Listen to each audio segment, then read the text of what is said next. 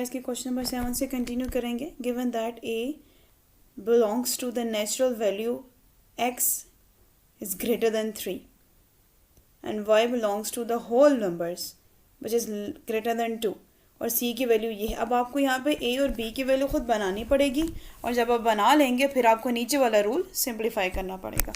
अब उसने क्या है कि नेचुरल की वैल्यू स्टार्ट करनी है जो x की वैल्यू वो ग्रेटर देन 3, मतलब 3 must be greater than x must be less than 3. x जो है वो लेस देन 3 होना चाहिए और जो होल नंबर है वो भी y जो है वो लेस देन 2 होना चाहिए. तो सिंपली यहाँ पे आपको चीज़ समझ आ जाए कि अगर हम लोग नेचुरल नंबर की बात करेंगे तो लेस देन 3 में दो ही नेचुरल नंबर आते हैं, वो 1 एंड 2 है. होल नंबर 0 से स्टार्ट होता है और 2 से लेस करना वो 0 एंड 1 है. आपके पास ए बी सी के सेट बन जाएंगे और सिंपल वाली दो रूल्स आपने सिंप्लीफाई कर देने हैं. ठीक है. और जो माइनस लगा हुआ है that is the difference. Difference बताता है कौन सी चीज़ ए की चीज़ बी में प्रेजेंट नहीं है, वो सिंपल आपने बता देना होता है. ओके ओके जी. सबसे पहले तो इसका सेट बनाती हूँ फिर हम स्टार्ट करते हैं. यहाँ पे सबसे पहले क्वेश्चन नंबर 7 का ए पार्ट जैसे कि मैंने आपको बताया तो नेचुरल का आपने नेचुरल नंबर्स लिखने that should be less than 3, तो वो दो ही हैं 1 एंड 2.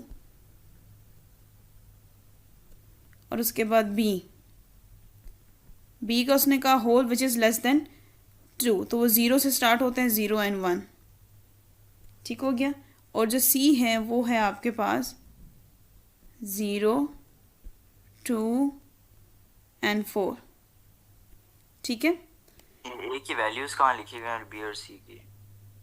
उन्होंने जो फॉर्म बनाई हुई है ना, given that A is equal to X and X belongs to the family of natural numbers that should be less than 3.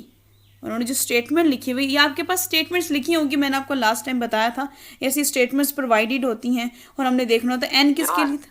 हाँ ये वाली बिल्कुल जो ऊपर ए लिखा हुआ है. हाँ जी, ए इज इक्वल टू. अच्छा यहाँ पे चीज़ देखने वाली क्या है, एन किसके लिए यूज़ होता है मोहम्मद? ये मैंने आपको नेचुरल नंबर्स के लिए जब हम लोग फर्स्ट चैप्टर कर रहे थे तो याद है मैंने एक पेज आपको मार्क करवाया था, इवन सेकंड में या फर्स्ट में मार्क करवाया था. Natural, near, real numbers, even and odd and composite numbers. ये वही एन नेचुरल नंबर के लिए होता है, डब्ल्यू होल नंबर के लिए होता है. ठीक है, ये वही चीज़ें हैं. इन्होंने सिंपल सेट बना दिए हैं, उन्होंने सिंपल वैल्यू दी हुई है आपको लेकिन थोड़ी सी कॉम्प्लिकेट करके दी हुई है. ओके हाँ जी बिल्कुल.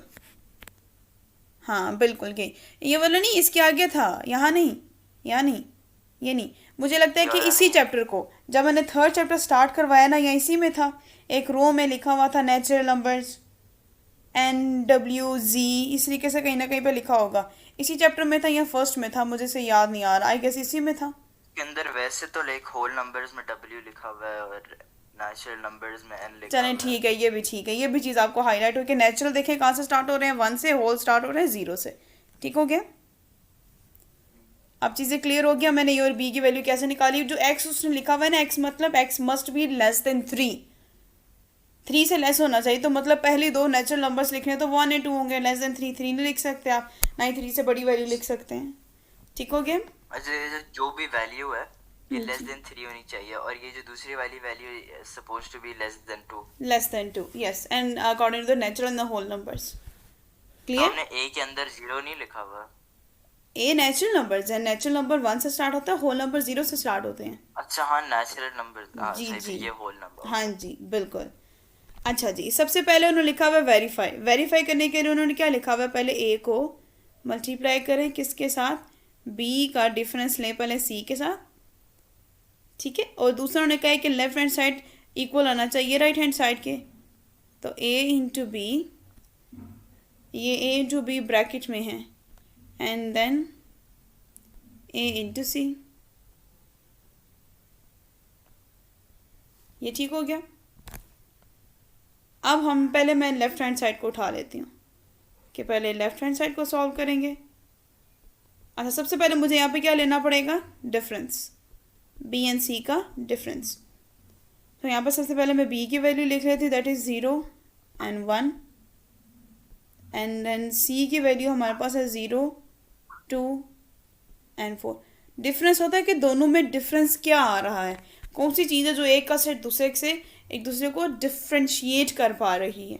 मतलब ऐसा कौन सा सेट, ऐसे कौन से एलिमेंट बी के जो एक सी के पास नहीं है। सी बी के पास तो है ही दो एलिमेंट, 0 और 1। 0 उनके पास है, 1 इनके पास नहीं है। ये आंसर 1 आ गया। ठीक हो गया? यस मोहम्मद। मतलब हाँ, बी और सी के अंदर जो है, इसके अंदर लेकिन 1 कैसे आया है? डिफरेंस है ना, माइनस लगा हुआ है। डिफरेंस क्या बताता है? अच्छा डिफरेंस अच्छा, 0 और 0 जो है, लेकिन फिर 1 2 4 नहीं आना चाहिए? क्यों? वो क्यों लेकिन आएगा? बी डिफरेंस जो पहले, है, अगर वो पहले लिखा होता, सी पहले लिखा होता तो मैं सी का डिफरेंस बी के साथ करती, लेकिन यहाँ पे बी का डिफरेंस सी के साथ है। Huge difference. Yes. Okay. Now the next. Next हमारे पास क्या है कि मैंने जो डिफरेंस ले लिया है उसी डिफरेंस का यूनियन लिखना ए के साथ।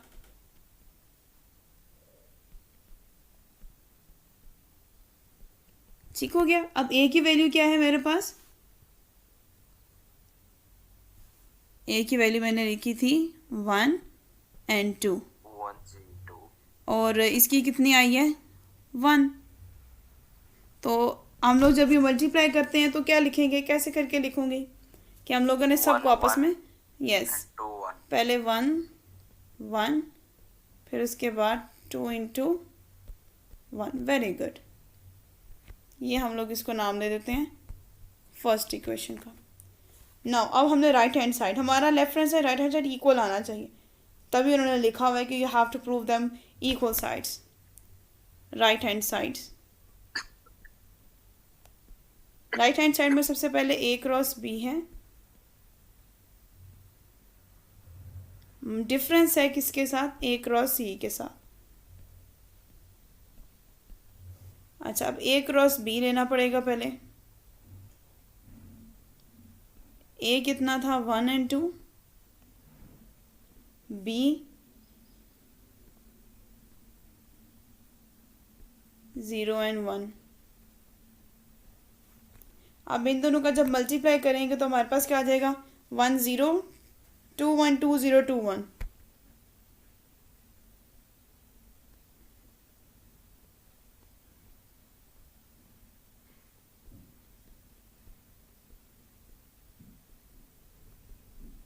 ओके। 1 0, फिर 1 1, फिर 2 0, फिर 1। यस। अब ए और सी को करेंगे।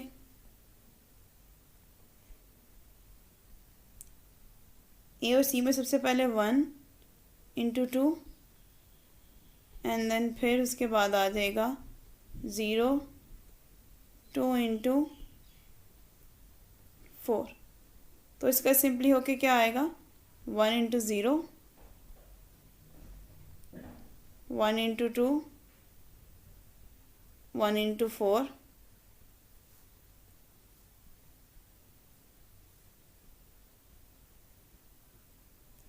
उसके बाद फिर से 2 into 0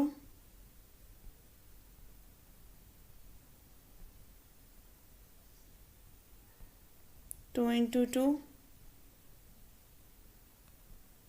2 into 4। okay, now I have to make a difference between these two. I will move to the next page. अब क्वेश्चन क्या था? डिफरेंस। डिफरेंस कोई ऐसे सेट जो इन दोनों के ए के जो पहले वाले सेट के दूसरे वाले में प्रेजेंट नहीं होंगे। तो यहाँ पे अगर मैं लिखूँ ए इंटू बी का डिफरेंस ए इंटू सी के साथ, तो सबसे पहले ए एंड बी की वैल्यू लिखूंगी जो मेरे पास बिल्कुल सिंपल सी आई थी। 1 into 0 1 into 1 2 into 0 2 into 1। ये हो गया पहले वाले का। अब डिफरेंस दूसरे वाले का जो अभी हमने लिखा है 1 into 0 1 into 2 उसके बाद आ जाएगा 1 इंटू 4, फिर नीचे जा सकते हैं अगर जगह कम पड़ गई है तो 2 into 0, 2 into 2 and then 2 into 4, bracket close. Now what will be the difference? 1 0 1 1 1 1 into 1 and अगर इसमें मैं आपको देख के बताऊँ, ये 1 0 2 1 ये भी सेम है, और 1 1 नहीं सेम, 2 और 0 भी सेम हो गया, 2 1 भी नहीं सेम. तो हमारे पास जो आंसर आ जाएगा that will be 1 into 1, 2 into 1. तो अब ये देखिए, ये आया था मेरे पास लेफ्ट हैंड साइड. एक ये इक्वेशन है और एक प्रीवियस इक्वेशन पे जाते हैं तो देखेंगे कि हमारा left hand side is equal to right hand side आया. आगे जी. हाँ, तो ये चीज़ हमने प्रूफ करनी थी जो कि हमने कर दी. तो हम नीचे मेंशन भी कर देंगे कि हम लोगों ने hence left hand side is equal to, जो हमारे पास रीज़न क्या बना, from the equation 1 and 2 left hand side is equal to right hand side. Okay हो गया. ओके मोहम्मद, यहाँ पे जो इसी क्वेश्चन का सेकंड पार्ट है, 7 का second part, that is for your homework task. Okay, similar बिल्कुल ऐसे ही जैसे अभी हमने किया है. ठीक है, वैल्यूज यही यूज होंगी और आपको left hand side is equal to right hand side prove करना होगा और आपका प्रूफ हो भी जाएगा. Okay okay okay. चलें जी, क्वेश्चन नंबर 8 की तरफ आते हैं. Let x is equal to this and y is equal to this. Exhibit x multiply by y and y multiply by x by arrow diagram. अच्छा, अब arrow diagram क्या, अब उन्होंने ग्राफ का नहीं कहा है, they wanted to use an arrow diagram. arrow diagram कौन सी? yes मोहम्मद, arrow diagram कौन सी?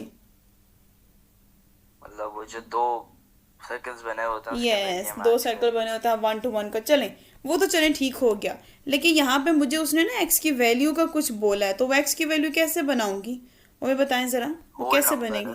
होल नंबर है तो इट्स लेस और इक्वल टू 2. ठीक है, 0 1 2. वेरी गुड, शाबाश, ठीक हो गया.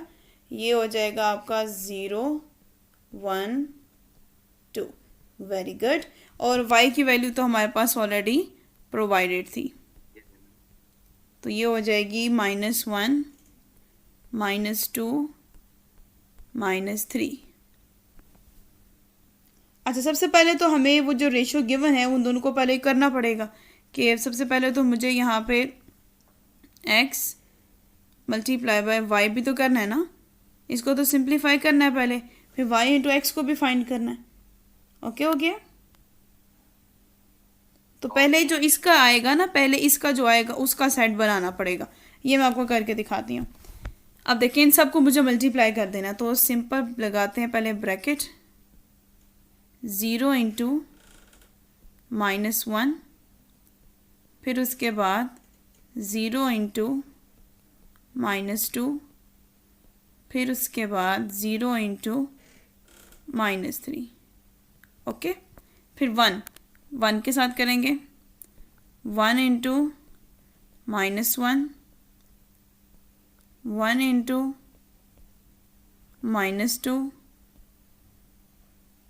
1 इंटू -3, फिर उसके बाद 2 इंटू -1, 2 इंटू -2, 2 इंटू -3. ओके, अब ये जो गिवन है ना, इसकी वेन डायग्राम बनानी पड़ेगी. ठीक है, अब इसकी वेन डायग्राम सबसे पहले ड्रॉ करेंगे, sorry not the when, arrow diagram. ये आपको मेंशन करना पड़ेगा. समझ आ रही है? जी. एक्स एंड वाई, एक्स की वैल्यू 0 1 2, y की वैल्यू -1, -2, -3,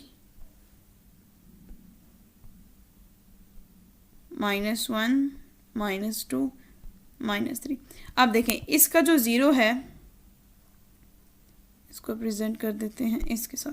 अच्छा, इसका जो ज़ीरो है वो पहले देखें, ये देखें वाला सेट बना हुआ है 0 × -1, मतलब we have to use so many arrows, मतलब कुछ हैं जो कंटिन्यूसली होंगी कि 0 भी सबके साथ है, 1 भी सबके साथ है, 2 भी सबके साथ है। ठीक है, तो आप यहाँ पे मेंशन कर दें ये x × y का। तो मैं डिफरेंट कलर से यूज़ करती हूँ। पहला इसके साथ हो गया, यही इसके साथ है और यही इसके साथ है। ओके, अब सेकेंड वाला कलर का डिफरेंट कर लेती हूँ। ये भी इसके साथ है, this one, this one.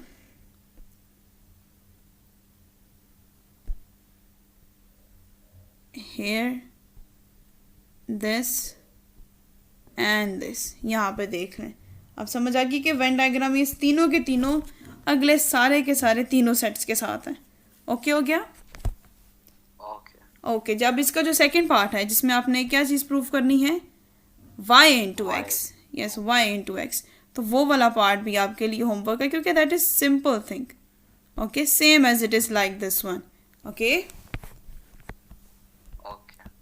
so we just finished the exercise 3.3. Mohammed, do you have any question in this exercise?